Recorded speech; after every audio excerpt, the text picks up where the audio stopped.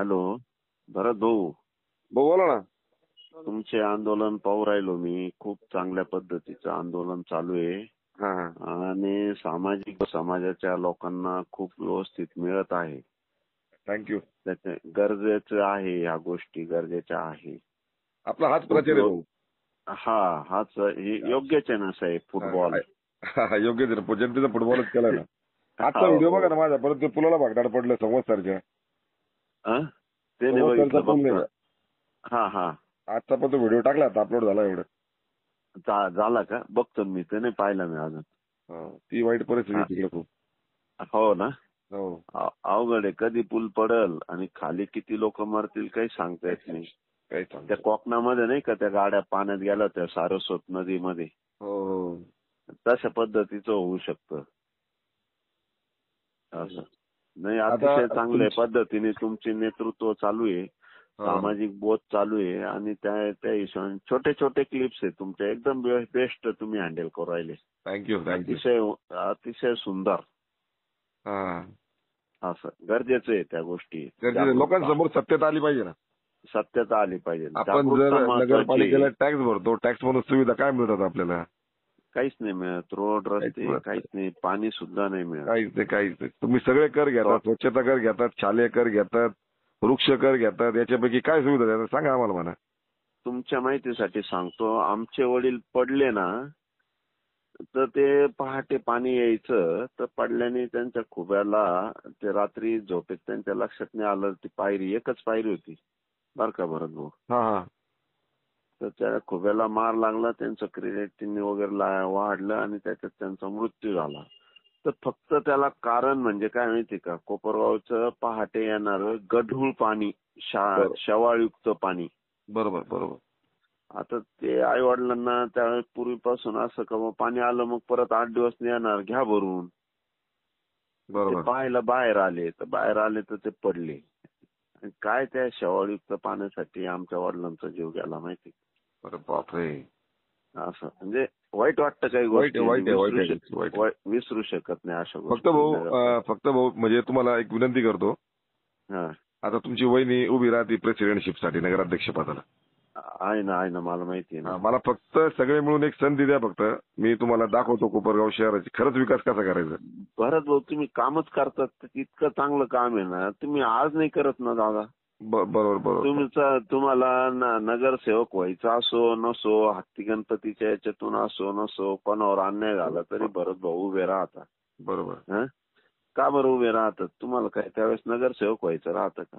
बरोबर नाही. या लोकांना, बाकीच्या लोकांना ही कंडिशन आहे का मला मत द्या म्हणायची. तुम्ही ऑलरेडी पहिल्यापासून उभे दादा. बरोबर. तुम्हाला मत देणारच आहे लोक. नक्कीच. असं तुमचं अभिनंदन पहिलेच करतो आम्ही. थँक्यू. आत्मीयता फक्त हीच आहे. हेतू फक्त आज आहे का फक्त कोपरगावचा विकास. अनेक प्रश्न आहे. मी भाऊ तुम्हाला खोटं नाही बोलत. मी ज्या दिवशी मला उमेदवारीसाठी मी म्हणजे आपलं क्लिअर होईल फॉर्म वगैरे भरून, त्या दिवशी मी माझी किती संपत्ती आहे, माझ्यावर किती कर्ज आहे तो फ्लेक्स लावणार आहे डायरेक्ट जगजाहीर. आणि 5 वर्षानंतर जेव्हा आपण ते पद आपण पूर्ण कार्यकाळ होईल त्यावेळेस पुन्हा मी माझी प्रॉपर्टी एवढीच आहे तो बोर्ड लावणार.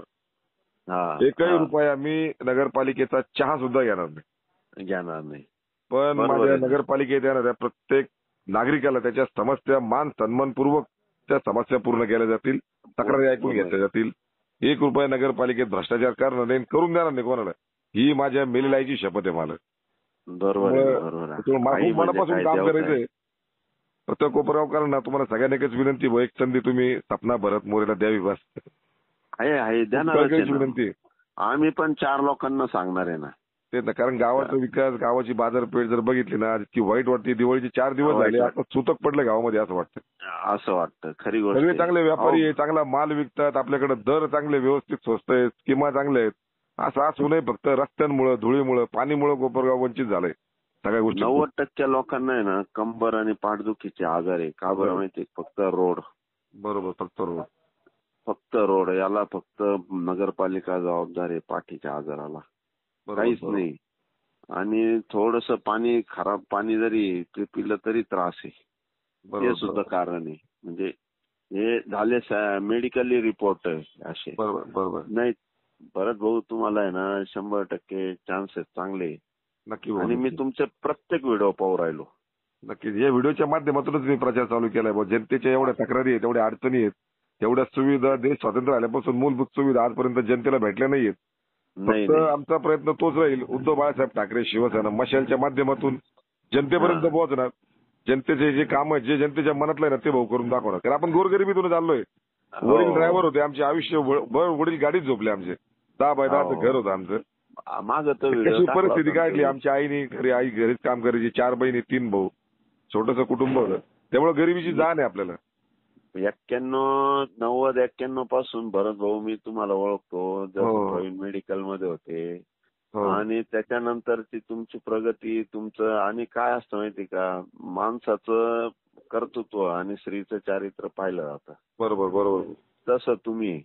मला फक्त एकच समस्या तुम्हाला आता याच्यामध्ये मांडा का, जो दिवाळी दसऱ्याच्या वेळेस जो मेन रोडवर येणारा जो लोड आहे, बरोबर, जर तुम्ही लहान्या पुलापासून एक रस्ता इकडे साईबाबा कॉर्नरकडे गावठाणातून साईबाबा कॉर्नरकडे नेला आणि एक रस्ता स्वामी समर्थ केंद्र 105 आणि इंदिरापथला जर आणला संभाजी सर्कल पर्यंत, तर त्याला बायपास रोड म्हणून चांगल्या पद्धतीने गावाचा अजून विकास होईल आणि तो भाग डेव्हलप होईल. 105 इकडचा गावठाण एरिया तो आपला तुमच्या साईबाबा कॉर्नर पर्यंत.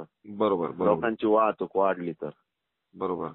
नाही नक्की. हा एक प्रश्न मनात घ्या तुम्ही आणि त्याच्यावर हे करा. आणि दुसरा एक मुद्दा,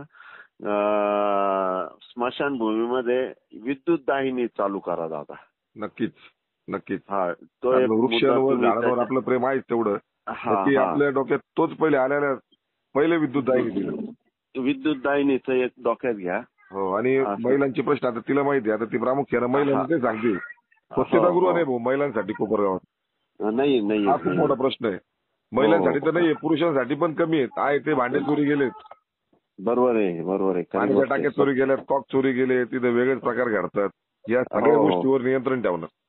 हो. नाही बरोबर. सगळ्यांनी मिळून फक्त एक संधी द्यावी ही कळकळीची विनंती आपल्या कोपरगावासाठी.